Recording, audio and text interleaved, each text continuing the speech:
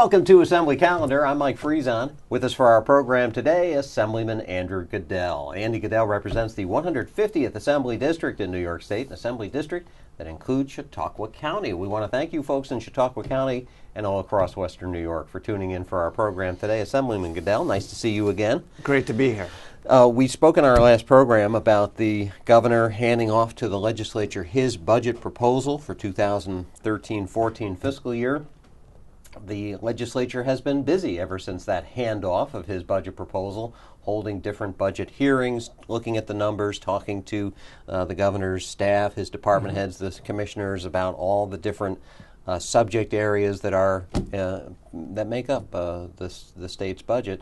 Today here in Albany, as we tape this program, the education portion of the budget hearings are being held. Why don't we talk a little bit today about education funding in New York State? Because it's always a sore point, no matter who you are and what part of the educational system or bureaucracy you represent. It seems like it's never right. That's right. And of course, education is so important to all of us. Yeah. And it's particularly important to me because a solid education enables people to move up the economic ladder. I mean, it is the best way for someone to leave poverty and become self-sufficient.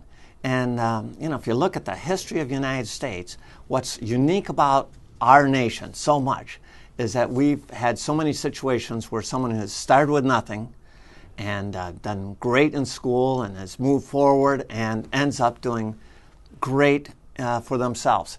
And that upward mobility is key to the success of our country, of course. It's the American experience right there. Absolutely. And so everyone understands how important education is. We also understand, though, that we don't have unlimited resources. We don't have an open wallet, and neither on the state nor on the local level. And we recognize that we have to control taxes or we'll no longer be competitive. In fact, some will argue we're not competitive now with businesses and industry. So we don't want to have a situation where we have a great school system but nobody can afford to live in the community. And so that's the dilemma that we wrestle with. In this year's budget, to his credit, the governor put more aid to low-wealth districts. And for Chautauqua County, that meant that every one of our school districts, with the exception of one, saw a significant increase in state aid. Well, that's the good news. That's the good news. And in fact, For somebody who represents Chautauqua County, you should be pleased with that. I am very pleased. Last year, as you know, we worked with the Senate. Senator Young was very, very instrumental in restoring about $200 million aid. And Chautauqua County, which has 0.75% of the population, got 1.5% of the aid. So we got double the amount of aid for Chautauqua County compared to our population. This year's budget would increase state aid for Chautauqua County schools by $6.4 million. And that's a lot of money. And is that enough to cover all of our needs? No, of course not. I mean, it's always a challenge to balance budgets and address rising costs in other areas. But it's not an open-ended pot, a wallet, like you said. I mean, you have to say, you got to draw a line somewhere, right? And what That's one of the things that's gotten New York State into some fiscal problems in recent years. Absolutely. And what a lot of people don't realize is that when the governor he shifted $50 million out of high tax aid into gap elimination, which is more low-income aid. As a result of that shift, many of your school districts in Long Island saw a net reduction. In fact, almost all of them. And so obviously the legislators from Long Island are very concerned about that, and they're fighting to increase aid for their school districts, as you would expect. New York City legislators are fighting to increase aid, and we're fighting to hold on to the aid that was in the budget. But that's very important, obviously, for us in Chautauqua County. But the flip side of that, while I'm fighting for increased aid for Chautauqua County, and Senator Young and Joe Giglio have been great, great partners in that fight, the flip side is, we have to wrestle with the real tough issues locally on how we can operate more efficiently. And Ripley School District voters just voted to tuition their students into Chautauqua Lakes School District, the senior high students, because Ripley's lost so many residents and so many students that they can no longer provide a high-quality education. And they're down below 20 kids in a graduating class. And you just can't offer that range of educational opportunities when you only have 20 kids in a class. Especially with the mandates from the state of New York that says they have to have this opportunity and this kind of resource and so forth. Absolutely. So they took an astounding approach of the voters approving having all the senior high kids go to attend another school and pay out-of-school, out-of-district tuition. The net effect, at the end of the day, the data indicates that it'll cost them less money, but more importantly, the kids will have much better educational opportunities. Mm-hmm. So you're seeing those tough issues being discussed. Westfield and Brockton are talking about a merger, and they're reviewing that. You just can't continue to operate under the same scenario as we've had in the past.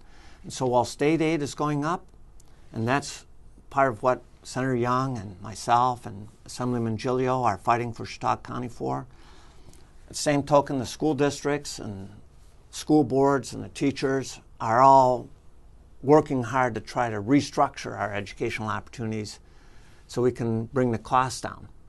And when you look at the national data, you realize that New York State currently spends more per student than any other state in the nation. We're about double the national average. So we've got the resources. Our challenge is to properly allocate those and then restructure the system so we can operate efficiently. And what I said at the top of the program earlier is true. No matter what part of the educational system you're in, it's never enough money. People always want more of the pie. And in the educational system, it's a pretty big system. There's lots of layers, there's lots of levels, lots of different interests. You've got the teachers unions, the administrators. You've got pensions that are involved, as well as salaries and collective bargaining. You've got rural districts. I mean, you've got a bureaucracy here in Albany that includes the education department. Mm-hmm. You've got the Board of Regents. You've got the legislature, the executive, his education department. It's very complicated, a lot of different layers, and it seems as always as if the tugging's coming from all directions. And it is. We're seeing more state mandates from the education department. And the reason I believe that you're seeing more mandates from the education department is because the most recent education report for the governor indicated that our educational results are below the national average. And so the natural response is more edicts from a high. Personally, I don't believe in a top-down management. I don't believe that big government is better government. I believe that a government that's more responsive to individuals and is more local and is on the ground is going to run better. And I believe that not only in terms of government, but in terms of businesses too. The people on the ground generally know what's going on a lot better. But there's a great frustration on the part of this administration over our overall statistics. And part of that's being driven by some of the big city schools. For example, the four-year graduation in the city of Buffalo School District is less than 50%, meaning less than half of the entering freshmen in the Buffalo public school system will graduate in 4 years. Mm-hmm. And of course, that affects all the statistics. The flip side is you have some great schools in Chautauqua County where the administrators and the teachers are working together. They're focused on maximizing the education of the kids, and they're producing some great students. Okay. So you have that wide divergence, and the state unfortunately does that top-down approach. And the other knee-jerk reaction common to Albany when you see something like bad results is that they'll say, let's throw more money at the problem because that's going to fix it for sure. Yeah. But you already said New York's spending twice as much as the national average on educating each child in the state, and we're still getting bad results. Yeah, statewide, our results are not where we want them to be. So we're fighting to get as much aid as we can for Chautauqua County, and we're working to make sure that the mandates that come down are as flexible as possible. And then, obviously, anything we can do to help the local schools improve their operations that's really where the tire hits the road, so to speak. You engaged in a back and forth during one of those budget hearings. This was the labor budget hearing in Albany on the subject of the minimum wage. There is a push here in Albany to increase the minimum wage, and those who advocate for it say, well, it will help those on the lower end of the earning scales in New York State. You're not so sure that that's the point, and you talked to the the labor commissioner, new to that job, about that issue, and you had a little bit of a difference of opinion. We did. I was really kind of surprised. The minimum wage is a real important issue for me for two reasons. First, I want to strengthen the economy in Chautauqua County, clearly.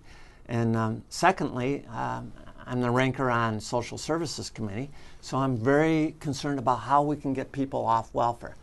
And no question whatsoever that if you increase the minimum wage by 20%, as the governor has suggested, those who still have a job will, at minimum wage, will be getting a 20% raise. And so for them, it's good news.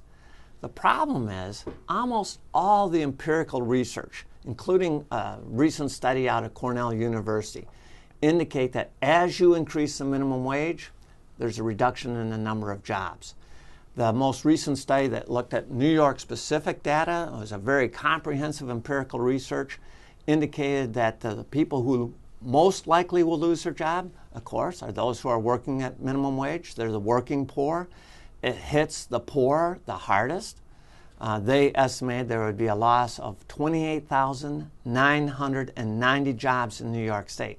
So we need to be very sensitive about the impact on the employment base. And of course, we're working very hard to try to minimize the job losses at Petrie and at Ralcor, which is also known as Carriage House.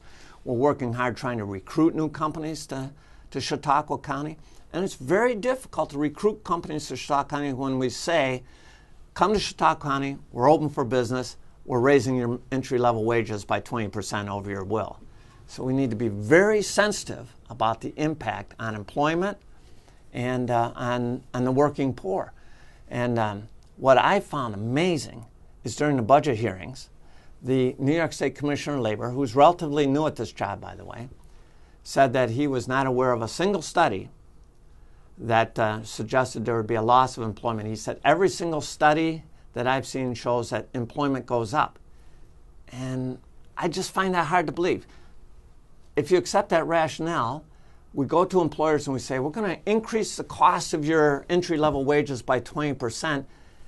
And honest to goodness, he was arguing that they would then turn around and hire more people. That's not the way it works in Chautauqua County.